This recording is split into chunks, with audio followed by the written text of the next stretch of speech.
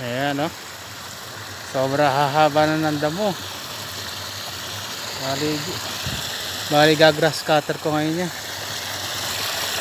Hahaba na. Talagang pan na ang damo rito. Hanggang tuhod na. Ayan, hanggang doon niya. Grass cutter ko. Ayan.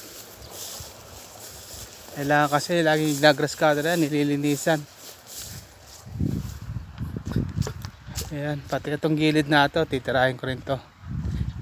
Ayan. Bali kasi ito grass cutter lang.